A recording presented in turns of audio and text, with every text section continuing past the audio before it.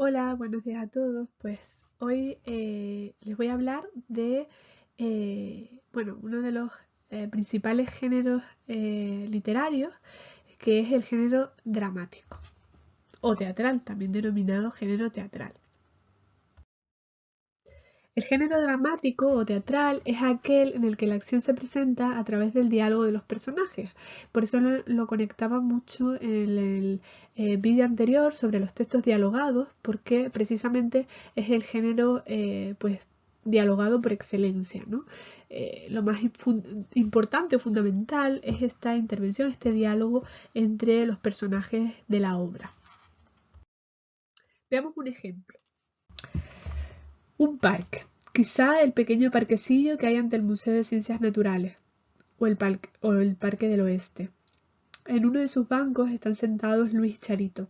Charito tiene en sus manos unas cuartillas que Luis acaba de entregarle. ¿Lo has escrito tú? Claro, es una poesía. La he escrito para ti, para que te la lleves al veraneo y si quieres la lees de vez en cuando. Bueno, léela ahora. Charito va leyendo el papel con la mirada. No, pero en voz alta. Empieza a leer lentamente. Quiero estar siempre aquí que dice, a tu lado. No entiendo bien la letra. ¿Por qué no la lees tú la primera vez?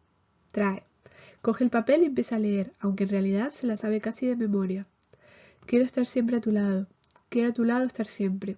Aunque se pasen las horas, aunque se vayan los trenes, aunque se acaben los días y aunque se mueran los meses. Quiero estar frente a tus ojos. Quiero a tu lado estar siempre. Quiero estar frente a tus labios. Quiero estar frente a tus dientes. La mariposa se va, la mariposa no vuelve. Sé como la golondrina, para que siempre regreses. Que los caminos del cielo los encuentres y no los pierdes. Deja de leer. Ya está. Es muy bonita. Qué bien escribes. Eres el que mejor escribe de quinto. ¿Te gusta de verdad? Sí, de verdad. Y me gusta mucho que la hayas escrito para mí. ¿Te la quieres llevar? Claro. Toma el papel y le echa una ojeada. Solo hay una cosa que no me gusta. Bueno, que me gusta menos. ¿Cuál? Esto. Busca entre los renglones. Esto de los dientes.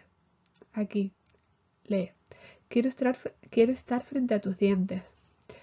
Eso he tenido que ponerlo para que pegue. Es un romance, y los romances tienen que tener 8 sílabas y rimas sonantes en los versos pares.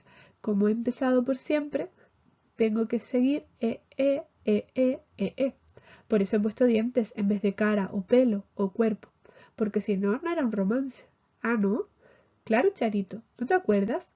No, la verdad es que eso nunca me entró. Luis vuelve a tomar el papel para ampliar sus explicaciones. Y eso de aquí, lo de la mariposa, es que es un lepidóptero de vida efímera, o sea que vive solo un día.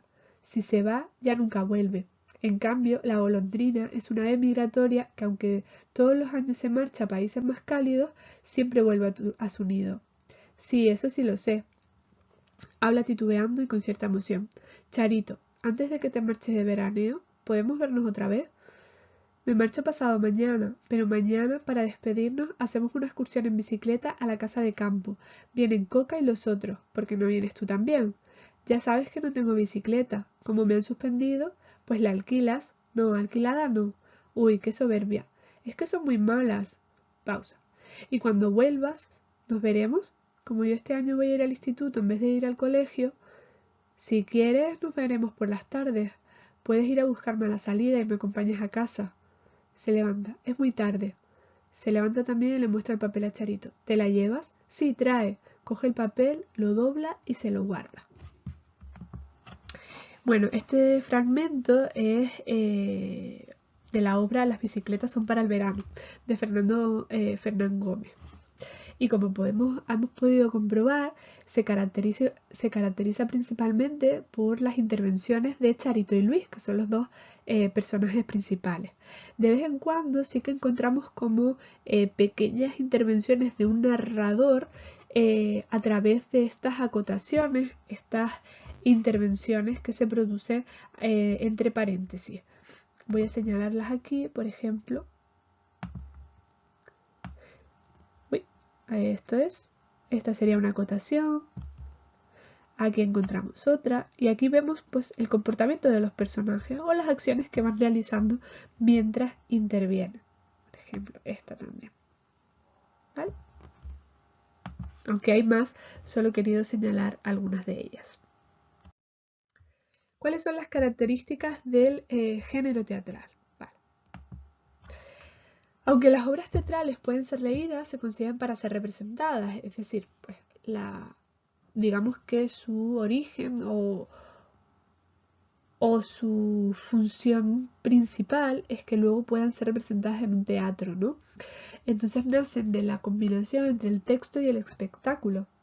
El autor, quien la escribe, se denomina dramaturgo y bueno, es el que interviene primero porque idea la obra y la expresa en el papel, y luego el director es pues el que se encarga pues del espectáculo, de su representación. Aparte del texto, el director atiende a las indicaciones que el autor le hace sobre la puesta en escena. Estas se denominan acotaciones y determinan, por ejemplo, cosas como la iluminación, los gestos o la actitud de los personajes, entre otras cosas. Como ya hemos visto, aparecen entre paréntesis y a veces también en cursiva. Bien, vamos a fijarnos en el siguiente texto. Señora de día, en traje de calle. Juana, avisa a la niña que van a dar las 9, que se apure. La criada, está bien, suena un timbre. Señora de día, ¿el señor se ha levantado? La criada, no sé, señora. Toda la mañana ha estado sonando la campanilla. ¿Por qué no ha subido Manuel? ¿No está en casa? No sé, señora. Vaya a buscarlo enseguida. Ah, bájeme los guantes que están sobre la mesita del toilet. Señora, no puedo hacer tantas cosas a la vez. Lo que no se debe hacer usted es contestar. Mutis. Es decir, que se va. Se vuelve hacia un espejo y corrige la posición de su sombrero. Aquí podemos encontrar esta primera acotación, esta otra, esta o esta. ¿Vale? Todos ellos muestran pues cómo se encuentran los personajes. La señora Díaz, por ejemplo, está en traje de calle. Las acciones que ocurren mientras dialogan, por ejemplo, suena el timbre o se marcha la criada y pues lo que hacen los personajes. ¿Cuáles son las características del género teatral?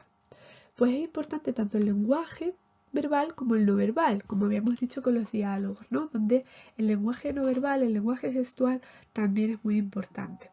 Por eso se toma en consideración la puesta en escena, o sea, cómo se representa, los decorados, la música, la escenografía o la coreografía que se monta en el escenario, ¿verdad? Porque todo ello va a ayudar a que pues el público perciba la obra de manera más exacta y pueda disfrutarla. Las representaciones, pues, los personajes son encarnados por una serie de actores, ¿no? Igual que ocurre con las películas, las series, etc. ¿Cuáles son los elementos de la obra? Bueno, el espacio teatral o el teatro es elemental, ¿no? Pues es donde se desarrolla, donde se representa. Aunque si bien es verdad que ha cambiado mucho a lo largo de los años, ¿vale? Tenemos desde pues, los teatros de la antigua Roma, del Imperio Romano, hasta los más actuales que podríamos, por ejemplo, encontrar en nuestra ciudad. También se utilizaban pues patios en las iglesias, por ejemplo el auto de los Reyes Magos se solía representar en las iglesias, ¿no? Y creo que todavía se llegan a representar. Una cuestión fundamental son los personajes, ¿no? Que cargan con el peso de la acción, pues como hemos dicho, el texto teatral es básicamente está compuesto por sus diálogos, ¿no? Podemos tener una descripción explícita de los personajes mediante las acotaciones que presenta el dramaturgo, o bien puede ser implícita, es decir, que los conozcamos a través de sus propias palabras, a través de sus diálogos.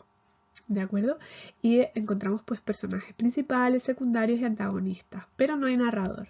La única seña que podríamos hablar de narrador es a través de estas acotaciones que escribe pues el escritor para, digamos, situar un poco al lector y también al director cuando se vaya a representar.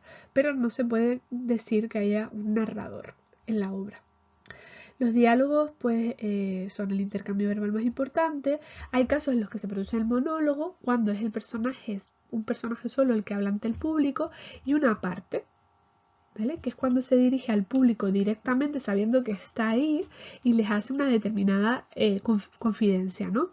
Evitando que el resto de personajes le escuche. Y en realidad lo que nos demuestra es que, bueno, uno de los personajes es consciente de que hay alguien que le está escuchando y por eso se dirige directamente a él. Bueno, en la acción, pues que son los acontecimientos que le suceden a los personajes o las lo que realizan durante la obra. Aquí encontramos también los componentes de la representación. La interpretación, bueno, porque la actuación que hacen los actores o los intérpretes de los personajes, como ya hemos dicho, es importante el lenguaje verbal, pero también el no verbal o el corporal. La escenografía, los decorados, el vestuario, la iluminación es muy importante también, sobre todo para crear distintos ambientes, para distinguir el día de la noche, por ejemplo, o una situación pues un poco más dramática de otra pues un poco más cómica. Y el espacio sonoro también, el conjunto de la música que crea unos ciertos efectos, ¿no? Y que puede servir o puede ayudar a provocar diferentes actitudes o diferentes sensaciones en el público. Las partes que unen en el teatro, ¿no? Los actos y las escenas. Digamos que el teatro forma parte de un todo, ¿no? Igual que ocurre con los diálogos, bueno, el teatro, y como ya veremos más adelante, presenta cierta cohesión, cierta conexión entre sus partes que, bueno, pues le dan una homogeneidad y permiten pues que sean mejor captadas y definidas cada una de ellas. Un acto es un conjunto de escenas o cuadros en los que se expresa una acción completa, ¿vale? Que tienen un planteamiento, un desarrollo, un clímax y un desenlace. Cada acto tiene su propio inicio, nudo y desenlace. ¿De acuerdo? Normalmente pues suele haber de 3 a 5 actos es lo más habitual. El cuadro es un conjunto de escenas que utilizan el mismo decorado dentro del acto. Es decir, dentro de un acto puede haber diferentes decorados. Cuando se utiliza el mismo, aunque haya distintas escenas, hablamos de un cuadro. Cada cuadro también tiene su planteamiento, su nudo y su desenlace. Y la escena es la unidad más pequeña. Y es aquella, bueno, pues la que actúan los mismos personajes, sin que haya un cambio de estos unos que salgan, otros que entran, ¿verdad? Y se cambia de escena cada vez pues, que se produce esto, que unos entran, otros salen, y entonces se realiza una escena diferente. Dentro siempre del mismo decorado, constituye un cuadro, y cuando este cuadro pues tiene su acción completa y suele caer el telón después de finalizar tiene su acción completa, constituye un acto y después de eso cae el telón. Vale, un dramaturgo divide por tanto el texto teatral en actos, dentro de los actos en cuadros y dentro de los cuadros en escenas, para que esté bien cohesionado. Cada vez que se baja el telón acaba un acto y cada vez que entra un personaje o sale uno nuevo comienza otra escena. Cada vez que se cambia el escenario empieza un cuadro. ¿De acuerdo? Podemos verlo así. Si baja el telón es porque acaba un acto. Si salen los personajes y entran otros, acaba una escena. Y cuando se cambia el decorado, el escenario, bueno, acaba un cuadro. Aquí les propongo algunas actividades para bueno, pues desarrollar, para comprender lo que hemos visto. Bueno, vamos a repasar los contenidos que hemos visto hasta ahora a través de la descripción de una serie de conceptos. ¿Quién acertará más palabras en nuestro peculiar rosco? Aquí tenemos un rosco del pasapalabra que nos va a ayudar pues a revisar ciertos conceptos que veamos o que hemos visto ya del género teatral. Pueden pinchar en el enlace y directamente bueno, les va a saltar esta página y van a poder completarlo. Incluso pueden competir entre compañeros para ver quién lo termina antes o quién acierta más palabras. Otro ejercicio, voy a quitar la pantalla, es leer el siguiente texto, cuántos personajes intervienen en el fragmento. ¿Vale? Esto es muy sencillo, simplemente señalar los personajes que intervienen en él. Esto es un fragmento de El conejito que se burlaba de todo y bueno, ya saben pues que cómo se señalan los personajes, así que creo que es bastante sencillo de averiguar.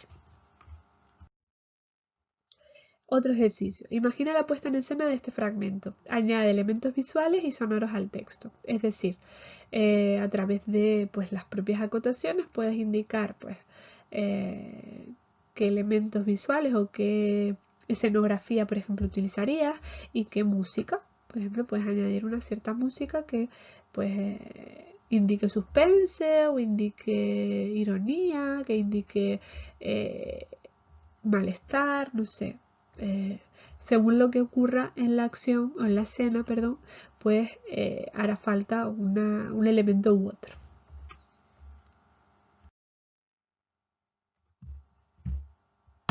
Bueno, y para terminar este tema veremos los principales subgéneros dramáticos. Encontramos en primer lugar la tragedia. La tragedia es un subgénero, bueno, normalmente de asunto grave, que se protagonizan pues personajes heroicos o nobles que, bueno, se enfrentan a un destino del que no pueden escapar, por mucho que lo intenten, su destino, su sino, y deben de enfrentarse a él. Se utiliza un lenguaje culto, cuidado, muchos recursos literarios en este tipo de subgénero y su intención principal es conmover al espectador, es provocar en él pues una conmoción, una emoción, normalmente pues de empatizar con los personajes y de sentir cómo ellos pues se ven abocados a ese camino, a ese destino que no han elegido, ¿verdad? Bueno, aquí encontramos un ejemplo de tragedia que es Antígona de Sófocles, pues la tragedia es un subgénero que comenzó a desarrollarse ya en la antigua Grecia, ¿no? Encontramos muchas obras que son de este periodo, que han llegado pues hasta la actualidad. Otro subgénero del que podemos hablar dentro del género dramático es la comedia.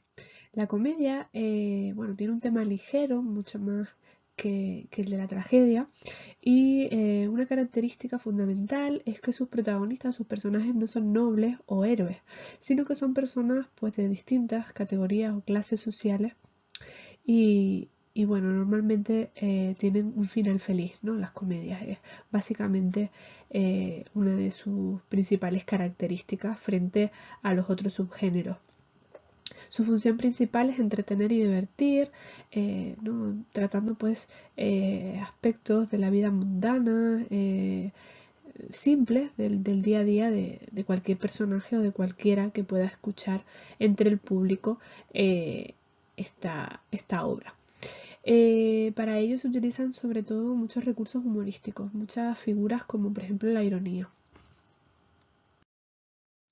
Un ejemplo que podremos ver, con el que podríamos comprobar un extracto de una comedia, de una obra teatral española, es El perro del hortelano de Lope de Vega. Y el drama, por su parte, que es el tercer subgénero, es un subgénero mixto, que es una combinación entre la tragedia y la comedia. Surge a partir del siglo XVII y plantea un conflicto real, muchas veces doloroso para los personajes, pero son personajes, bueno, pues que se encuentran en situaciones reales, de distinto rango social también, que normalmente pues les preocupan cuestiones bueno, relevantes, pero también cuestiones mundanas, etc. Puede haber escenas más graves y otras más cómicas. Normalmente el final es más abierto y puede ser feliz o no. Puede ser simplemente trágico igual, ¿no? Se emplea un lenguaje cuidado y es adecuado a las características de los personajes, ¿no? Se intenta que representen pues a los personajes lo más fielmente posible. Aquí encontramos un ejemplo del Don Juan Tenorio de Zorrilla. Vale, ahora les planteo, bueno, ya hemos acabado la parte teórica, pero les planteo una serie de actividades para consolidar pues los conocimientos que hemos ido adquiriendo. Por ejemplo, lee los siguientes textos y di a qué subgénero teatral pertenece cada uno y por qué. El primero, bueno, la intervención de Romeo: recibe tú la última mirada de los ojos, el último abrazo de mis brazos, el último beso de mis labios, puertas de la vida. Así, con este beso, muero. De Romeo y Julieta de William Shakespeare. O la intervención de Fernando: tenemos que ser más fuertes que nuestros padres, ellos se han dejado vencer por la vida, pero nosotros no nos dejaremos vencer por este ambiente, no, porque nos marcharemos de aquí. De Antonio Borvallejo, Historia de una escalera. O lee el siguiente fragmento y responde a las preguntas. Bueno, pues podemos leer el siguiente fragmento. El campo, dos caminos, uno de zarzas y piedras, otro de flores.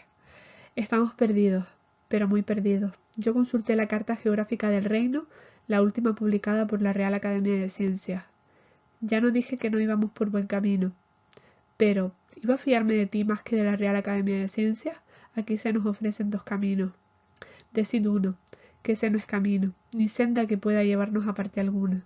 Todo él es malezas y riscos. Por este otro hemos de echar, que según lo cuidado y pulido, ha de serlo de una gran ciudad.